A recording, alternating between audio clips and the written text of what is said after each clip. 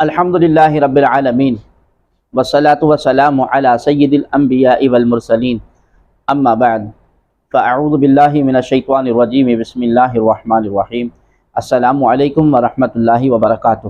ناظرین محترم، آج ہم حاضر ہوئے ہیں امام اہل سنت مجدد و دین و ملت الشاہ سیدی امام احمد رضا خان فاضل بریلوی رحمۃ اللہ تعالی علیہ کے مناقب بیان کرنے کے لیے حصہ نمبر 6 میں۔ ناظرین محترم، کل ہم نے امام اہل سنت اور عقیدہ ختم نبوت عرض کیا تھا۔ آج ہماری گفتگو کا موضوع اور عنوان ہے عقیدہ کی اہمیت اور مسلک اعلیٰ حضرت رحمۃ اللہ تعالی علیہ۔ ناظرین محترم، عقیدہ وہی ہے، عقیدہ ہی وہ اصل بنیاد ہے جس پر تمام مذہبی اعمال اور روحانی احوال کی عمارت کھڑی کی جاتی ہے۔ صاحب منجد لکھتے ہیں کہ العقیدہ جس پر پختہ یقین کیا جائے، جس کو انسان دین بنائے اور اس پر اعتقاد رکھے۔ بحوالہ المنجد، مطبوعہ دار الاشاعت کراچی، صفحہ نمبر 668۔ اور جس عمارت کی اساس ہی باطل، فاسد اور کمزور ہو تو اس پر تعمیر ہونے والی عمارت کا کیا اعتبار ہوگا؟ تمام مذہبی اعمال اور روحانی احوال کے لیے عقیدے کا درست ہونا نہایت ضروری ہے۔ عقیدہ مذہب کے لیے بمنزلہ روح اور جان کے ہیں، اور باقی تمام افعال اور اعمال انسانی جسم اور اعضاء کے مانند ہیں۔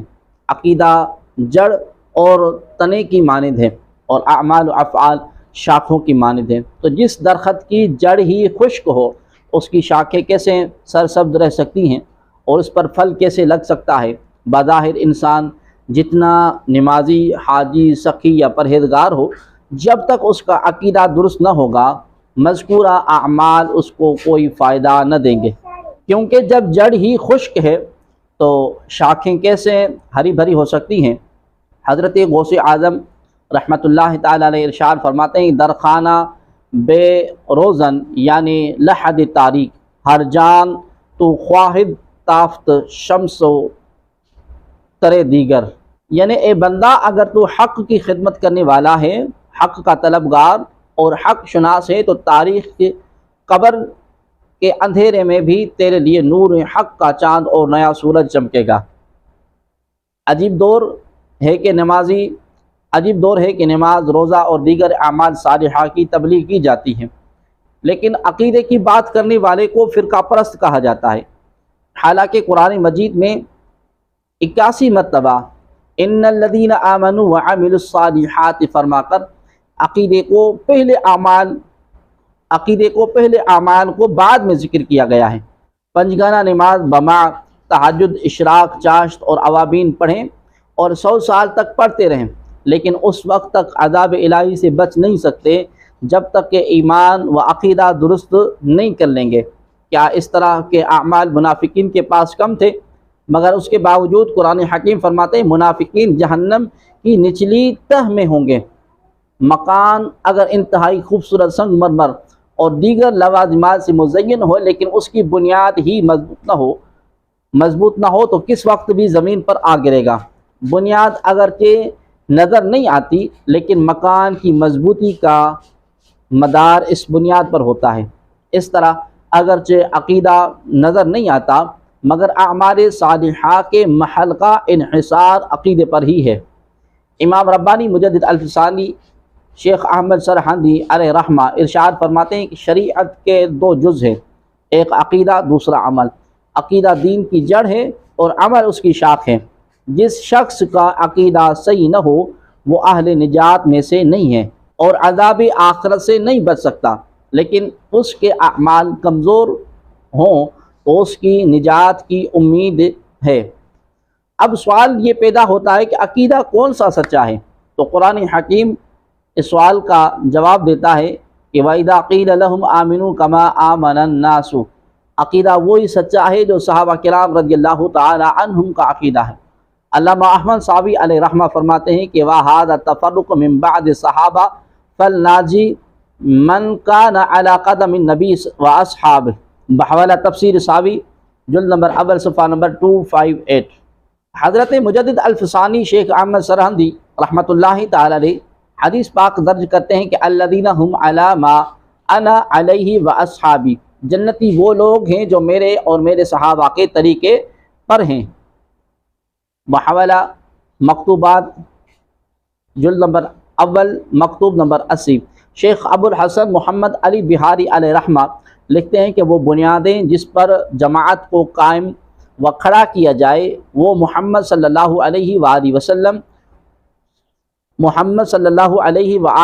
وسلم کے صحابہ کرام علیہم رضوان ہیں۔ وہی اہل سنت و جماعت ہیں، جو ان سے رہنمائی نہیں لے گا وہ گمراہ ہو جائے گا۔ بحوالہ منہج سلف صالحین مطبوعہ صفحہ نمبر 45۔ شاہ عبدالعزیز محدث دہلوی علیہ رحمہ فرماتے ہیں کہ مذہب صحیح جسے صحابہ کرام رضوان اللہ اور تابعین نے وضاحت سے بیان فرمایا ہے اور اہل سنت و جماعت نے اسی کو اختیار کیا ہے۔ بحوالہ تفسیر عزیزی نمبر 2 صفحہ نمبر 29۔ شیخ حسین بن مسعود بغوی شافعی علیہ رحمہ اہدنا الصراط المستقیم کی تفسیر میں لکھتے ہیں کہ سیدھا راستہ اہل سنت و جماعت کا راستہ ہے۔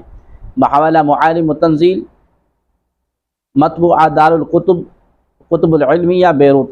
حضرت سیدنا عبداللہ بن عباس رضی اللہ تعالی عنہما سے روایت ہے کہ قیامت کے دن اہل سنت و جماعت کے چہرے روشن و چمکدار ہوں گے اور اہل بدعت کے چہرے سیاہ ہوں گے۔ بحوالہ تفسیر قرطبی مطبوعہ بیروت، معالم التنزیل مطبوعہ بیروت، الخازن مطبوعہ مکتب فاروقیہ پشاور، ضیاء القرآن، ابن کثیر اور بہت ساری کتب کے اندر یہ روایت موجود ہے۔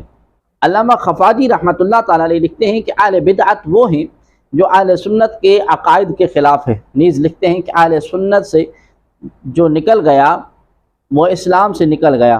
بحوالہ نسیم الریاض مطبوعہ ادارہ تالیفات اشرفیہ ملتان جلد نمبر 4 صفحہ نمبر 475۔ شمس الدین محمد بن ابی العباس شہاب الدین شافعی رحمۃ اللہ تعالی علیہ فرماتے ہیں بدعتی وہ ہے جس کا عقیدہ اہل سنت کے عقائد کے خلاف ہو۔ کہ اہل سنت کے عقائد وہ ہیں جن پر رسول اللہ صلی اللہ علیہ وسلم اور آپ کے اصحاب اور ان کے ما بعد والے تھے۔ بحوالہ نہایت المحتاج مطبوعہ مکتب توفیقیہ مصر جلد نمبر 8 صفحہ نمبر 463۔ امام ابن حجر عسقلانی رحمۃ اللہ تعالی علیہ فرماتے ہیں بدعت سے مراد وہ اعتقاد ہے جو اہل سنت و جماعت کے خلاف ہو۔ بحوالہ فتح الباری مطبوعہ قدیمی کتب خانہ کراچی جلد نمبر 2 صفحہ نمبر 240۔ ابن بطہ اکبری رحمۃ اللہ تعالی لکھتے ہیں کہ حضرت عمر بن قیس ملائی رحمۃ اللہ تعالی علیہ فرماتے ہیں جب تو ایسے نوجوان کو دیکھے جو اہل سنت و جماعت کے ساتھ پروان چڑھائے تو اس سے امید رکھ، اور جو اہل بدعت کے ساتھ پروان چڑھائے تو اس سے نا امید ہو جا، اس لیے کہ نوجوان کے جن عقائد پر پرورش ہوتی ہے وہ انہی پر ہوتا ہے۔ بحوالہ الابانۃ الکبریٰ مطبوعہ فاروق الحدیثیہ مصر جلد نمبر 1 صفحہ نمبر 128۔ شیخ الاسلام احمد بن محمد رحمۃ اللہ تعالی فرماتے ہیں کہ بدعتی وہ لوگ ہیں جو اہل سنت و جماعت کے مخالف ہیں۔ بحوالہ فتاوی حدیثیہ مطبوعہ قدیمی کتب خانہ کراچی صفحہ نمبر 370۔ قل لا اسألکم علیہ اجرا الا المودۃ فی القربى کے تحت مفسرین، سیرت نگاروں اور اہل تشیع نے حدیث پاک نقل کی ہے کہ حضور جان کائنات صلی اللہ علیہ وآلہ وسلم نے ارشاد فرمایا وَمَن مَّاتَ عَلَى حُبِّ آلِ مُحَمَّدٍ مَّاتَ عَلَى السُنَّةِ وَالْجَمَاعَةِ، جو آل رسول صلی اللہ علیہ وآلہ وسلم کی محبت میں مر گیا اسے قیامت میں اللہ تبارک و تعالی اہل سنت و جماعت میں اٹھائے گا۔ بحوالہ قرطبی مطبوعہ بیروت، تفسیر کبیر، تفسیر ابن عربی، تفسیر کشاف البیان، تفسیر روح البیان، نور الابصار، اشرف المعبد لآل محمد اور اہل تشیع کی کتاب کشف الغمہ مطبوعہ ایران جلد نمبر 1 صفحہ نمبر 107۔ اس لیے تو امام جلال الدین سیوطی رحمۃ اللہ تعالی علیہ فرماتے ہیں کہ لوگوں کو اہل سنت کی فضیلت معلوم نہیں۔ بحوالہ انیس الجلیس مطبوعہ اویسی بک ڈپو کرا گجرانوالہ صفحہ نمبر 290۔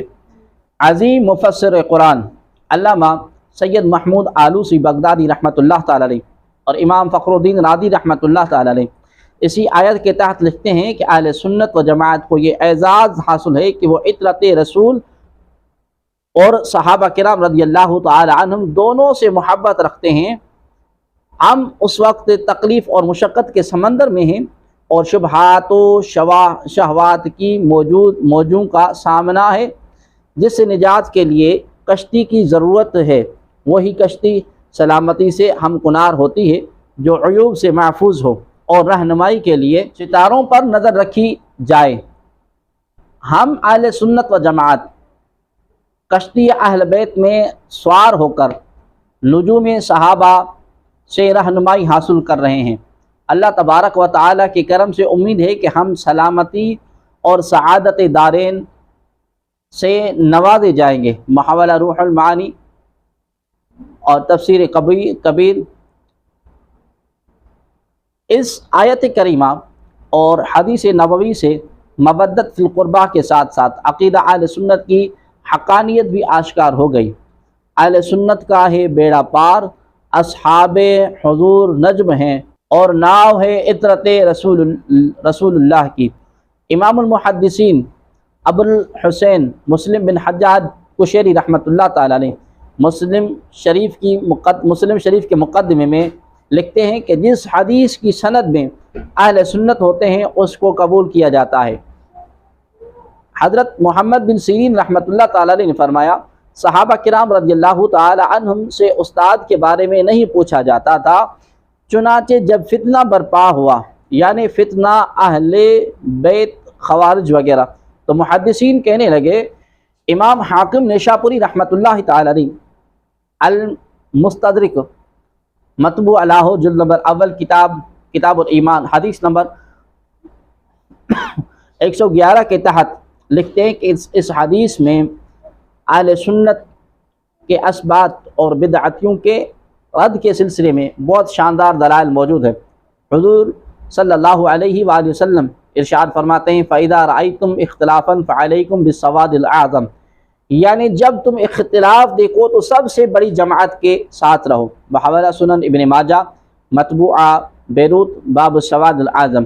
لہذا اس پرفتن دور میں سواد اعظم اہل سنت و جماعت کا حق پر ہونا اس حدیث سے ثابت ہے، جیسا کہ شاہ عبدالعزیز محدث دہلوی رحمۃ اللہ تعالی علیہ، شاہ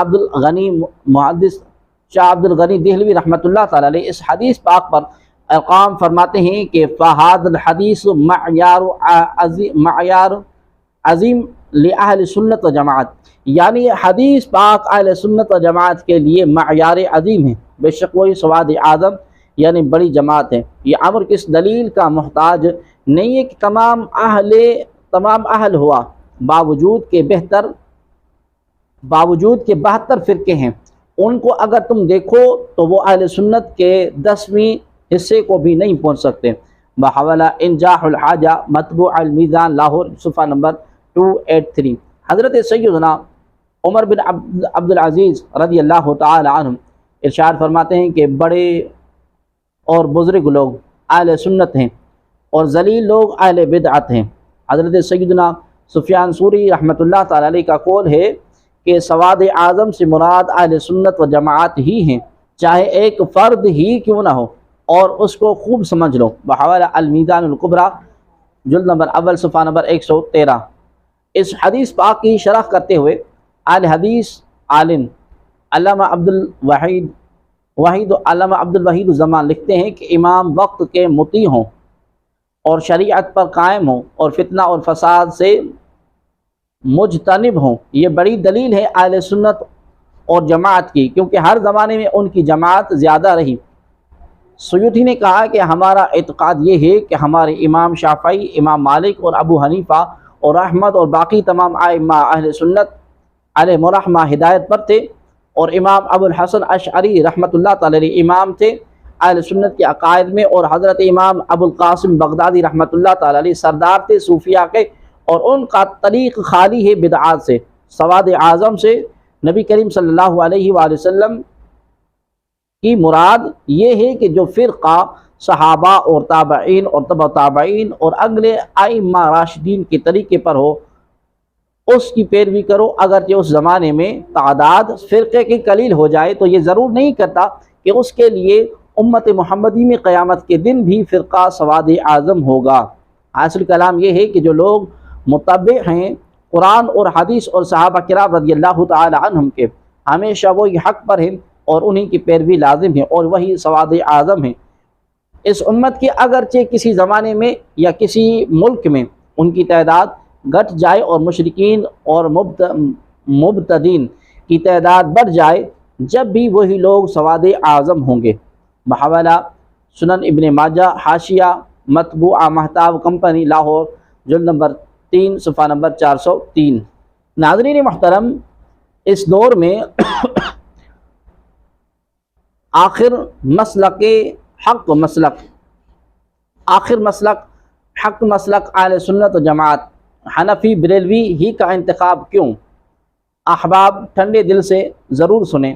سب سے پہلی بات تو یہ اچھی طرح سمجھ لیں کہ بریلوی یا مسلک اعلیٰ حضرت علیہ رحمہ سے مراد کوئی نیا مسلک نہیں ہے، بلکہ صحابہ کرام، تابعین، تبع تابعین، صالحین اور علماء امت جس مسلک پر تھے، مسلک اعلیٰ حضرت بریلوی کا اطلاق اسی پر ہوتا ہے۔ دراصل اس کی وجہ تسمیہ یہ ہے کہ تقریباً 2 صدی قبل بر صغیر کی سرزمین پر کئی نئے فرقوں نے جنم لیا، اور ان فرقوں کے علم برداروں نے اہل سنت و جماعت کے عقائد و معمولات کو شرک بدعت قرار دینے کی شرمناک روش اختیار کی۔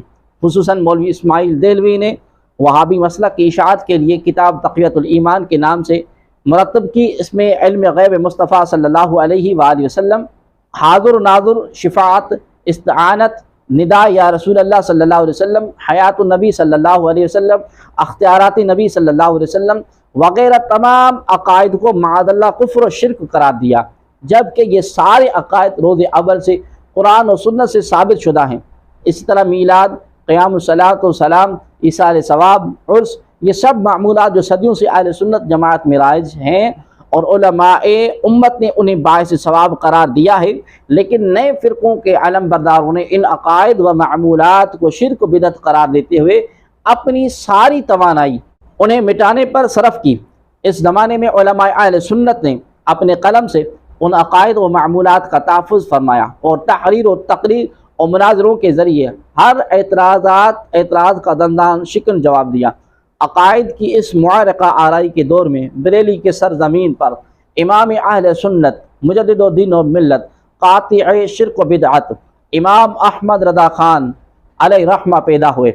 آپ زبردست عالم دین تھے۔ اللہ تبارک و تعالی نے آپ کو بے پناہ علمی صلاحیتوں سے مالا مال فرمایا تھا، اور آپ تقریباً 100 سے زائد علوم میں مہارت رکھتے تھے۔ خصوصاً علم فقہ میں آپ کے دور میں کوئی آپ کا ثانی نہ تھا۔ اعلیٰ حضرت امام اہل سنت، مجدد الدین و ملت، مولانا الشاہ امام احمد رضا خان فاضل بریلوی رحمۃ اللہ تعالی علیہ کی علمی صلاحیتوں کا اعتراف ان لوگوں نے بھی کیا جو آپ کے مخالف تھے۔ بہرحال آپ نے اپنے دور کے علماء اہل سنت کو دیکھا کہ وہ باطل فرقوں کے اعتراضات کے جوابات دے کر عقائد اہل سنت کا دفاع کر رہے ہیں، تو آپ نے بھی اس عظیم خدمت کے لیے قدم اٹھایا اور اہل سنت کے عقائد کے ثبوت میں دلائل و براہین کا انبار لگا دیا۔ ایک عقیدے کے ثبوت میں کئی کتابیں تصنیف فرمائیں۔ ساتھ ہی ساتھ جو معمولات آپ کے زمانے میں رائج تھے، ان میں سے جو قرآن و سنت کے مطابق تھے، آپ نے ان کی تائید فرمائی، اور جو قرآن اور سنت کے خلاف تھے، آپ نے ان کی تردید فرمائی۔ اس طرح بے شمار موضوعات پر 1000 سے زائد کتابوں کا عظیم ذخیرہ مسلمانوں کو عطا فرمایا۔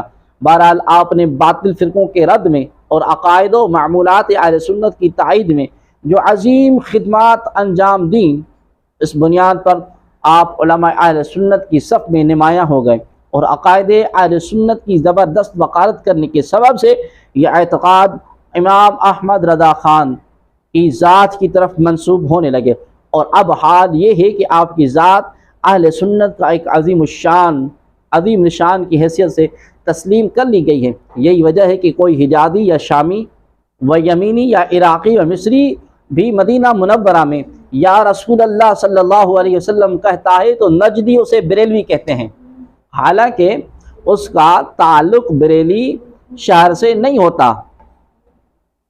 اسی طرح اگر کوئی اسألک الشفاء یا رسول اللہ صلی اللہ علیہ وسلم کہہ کر نبی کریم صلی اللہ علیہ وآلہ وسلم سے شفاعت طلب کرے تو چاہے وہ جزیرۃ العرب ہی کا رہنے والا کیوں نہ ہو، وہاں بھی اسے بریلوی ہی کہتا ہے، جبکہ بریلوی اسے کہنا چاہیے جو شہر بریلوی کا رہنے والا ہو۔ لیکن اس کی وجہ آپ سمجھ سکتے ہیں کہ اسلاف کے وہ عقائد ہیں جن کی امام احمد رضا فاضل بریلوی رحمۃ اللہ تعالی علیہ نے دلائل کے ذریعے شد و مد سے تائید فرمائی، اور ان عقائد کے ثبوت میں سب نمایاں خدمات انجام دی ہیں، جس کی وجہ سے یہ عقائد امام احمد رضا خان علیہ رحمہ سے اس قدر منسوب ہو گئے کہ دنیا میں کوئی بھی مسلمان اگر ان عقائد کا قائل ہو تو اسے آپ کی طرف منسوب کرتے ہوئے بریلوی کہا جاتا ہے۔ اب چونکہ بر صغیر میں فرقوں کی ایک بھیڑ موجود ہے، اس لیے اہل سنت و جماعت کی شناخت کرنا ناگزیر ہو گیا، اس لیے کہ دیوبندی فرقہ بھی اپنے آپ کو اہل سنت ہی ظاہر کرتا ہے، جبکہ دیوبندیوں کے عقائد بھی وہی ہیں جو وہابیوں کے ہیں۔ فرق صرف اتنا ہے کہ وہابی اپنے آپ کو اہل حدیث کہتے ہیں اور ائمہ اربعہ علیہم الرحمہ میں سے کسی کی تقریر نہیں کرتے، اور دیوبندی تقریر تو کرتے ہیں لیکن وہابیوں کے عقائد کو حق مانتے ہیں۔ اس لیے فرقوں سے ممتاز کرنے کے لیے مسلک اعلیٰ حضرت علیہ رحمہ کا استعمال مناسب سمجھا۔ اس کا سب سے بڑا فائدہ کہ اب جو مسلک اعلیٰ حضرت کا ماننے والا سمجھا جائے گا اس کے بارے میں خود بخود یہ تصدیق ہو جائے گی کہ یہ علم غیب، حاضر و ناظر، استعانت، شفاعت وغیرہ کے قائل ہیں، اور معمولات اہل سنت عید میلاد النبی صلی اللہ علیہ وآلہ وسلم، قیام صلاۃ السلام کو بھی باعث ثواب سمجھتا ہے۔ اگر کوئی یہ کہے کہ نہیں فقط اپنے آپ کو سنی کہنا کافی ہے، تو میں یہ کہوں گا کہ اگر کوئی شخص اپنے آپ کو سنی کہے آپ اسے کیا سمجھیں گے؟ یہ کون سا سنی ہے؟ امام اعظم ابو حنیفہ رحمۃ اللہ تعالی علیہ کی تقلید کرتے ہوئے وہابی عقائد کو حق ماننے والا، یا پھر یا رسول اللہ صلی اللہ علیہ وسلم کہنے والا؟ ظاہر ہے صرف سنی کہنے سے کوئی شخص پہچانا نہ جائے گا، مگر کوئی اپنے آپ کو بریلوی سنی کہے تو فوراً سمجھ آ جائے گا کہ یہ حنفی بھی ہے اور سچا سنی بھی ہے۔ یا پھر اپنے آپ کو کوئی مسلک اعلیٰ حضرت کا ماننے والا کہے تو بھی اسے اس مسلمان کے عقائد و نظریات کی پوری نشاندہی ہو جاتی ہے، اور اہل ایمان کو ہر دور میں شناخت کی ضرورت محسوس ہوئی ہے۔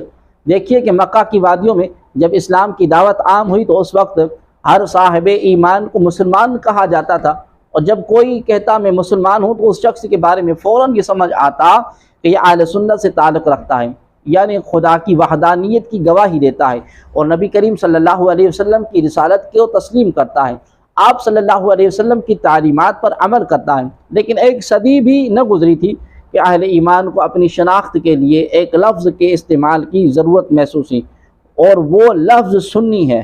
وجہ یہ تھی کہ ایک فرقہ پیدا ہوا جس سے معاذ اللہ حضرت سیدنا صدیق اکبر، حضرت سیدنا فاروق اعظم، حضرت سیدنا عثمان غنی رضی اللہ تعالی عنہم پر لعن طعن کرنا شروع کر دیا، اور اس میں حد سے تجاوز کر گیا۔ لیکن وہ لوگ بھی اپنے آپ کو مسلمان کہتے تھے، اس لیے اس دور میں اہل سنت نے اپنے آپ کو سنی مسلمان کہا۔ صرف مسلمان اگر کوئی اپنے آپ کو کہتا تو اس کے بارے میں سوال پیدا ہوتا کہ یہ کون سا مسلمان ہے؟ حضرت سیدنا ابو بکر صدیق رضی اللہ تعالی عنہ، حضرت فاروق اعظم رضی اللہ تعالی عنہ، حضرت سیدنا عثمان غنی رضی اللہ تعالی عنہ کو ماننے والا مسلمان یا ان پر لعن طعن کرنے والا؟ لیکن اگر کوئی اپنے آپ کو سنی مسلمان کہتا تو اس کے بارے میں یہ سمجھ آ جاتا کہ یہ خلفاء کو ماننے والا مسلمان ہے۔ اس طرح خلفاء رضی اللہ تعالی عنہ پر لعن طعن کرنے والے رافضیوں کے مقابلے میں اہل سنت کی ایک الگ شناخت ہو گئی کہ سنی مسلمان۔ اس سلسلے میں کچھ لوگ کہتے ہیں کہ حنفی، شافعی، مالکی، حنبلی پر یہ چار مسلک تو پہلے سے موجود ہیں، یہ پانچواں مسلک مسلک اعلیٰ حضرت کیوں کہا جاتا ہے؟ انہیں معلوم ہونا چاہیے کہ مسلک اعلیٰ حضرت یہ کوئی پانچواں مسلک نہیں ہے، بلکہ اس کا مطلب یہی ہے کہ چاروں مسلک حنفی، شافعی اور حنبلی حق ہیں، اور کسی ایک کی تقلید واجب ہے، اور یہی امر اعلیٰ حضرت امام احمد رضا خان فاضل بریلوی رحمۃ اللہ تعالی علیہ کی کتب سے ثابت ہے۔ اس لیے اگر کوئی شافعی یا حنبلی بھی اپنے آپ کو مسلک اعلیٰ حضرت سے منسوب کرتا ہے تو اس کا یہی مطلب ہے کہ وہ فروعیات میں اپنے امام کی تقریر کے ساتھ ساتھ عقائد و معلومات اہل سنت کا بھی ہے، اہل سنت کا بھی قائل ہے۔ رہا یہ سوال کہ مخالفین اس سے یہ پروپیگنڈا کرتے ہیں کہ یہ پانچواں مسلک ہے، تو ہم سارے معتزین کو چیلنج کرتے ہیں کہ وہ ثابت کریں کہ امام احمد رضا خان فاضل بریلوی رحمۃ اللہ تعالی نے کسی عقیدے کی تائید قرآن و سنت کی دلیل کے بغیر کی ہے۔ کسی بھی موضوع کسی بھی موضوع پر آپ ان کی کتاب اٹھا کر دیکھ لیجئے، ہر عقیدہ کا ثبوت میں انہوں نے قرآنی آیات، احادیث مبارکہ اور پھر اپنے موقف کی تائید بھی علماء امت کے اقوال پیش کیے ہیں۔ حق کو سمجھنے کے لیے شرط یہ ہے کہ تعصب سے بالا تر ہو کر امام احمد رضا خان رحمۃ اللہ تعالی علیہ کی کتابوں کا مطالعہ کیا جائے۔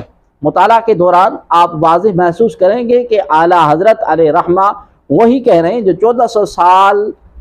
1400 سالہ دور میں علماء فقہاء علیہ مرحمہ کہتے آ رہے ہیں۔ اب بھی اگر کسی کو اطمینان نہ ہوا ہو اور وہ مسلک کے لفظ کو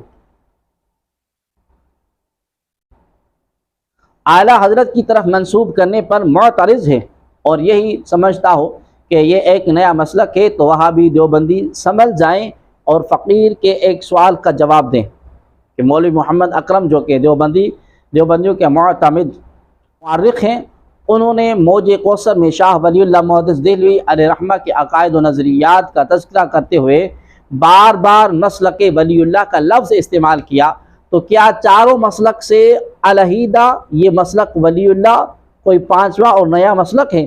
جو آپ کا جواب ہوگا ہمارا بھی وہی ہے۔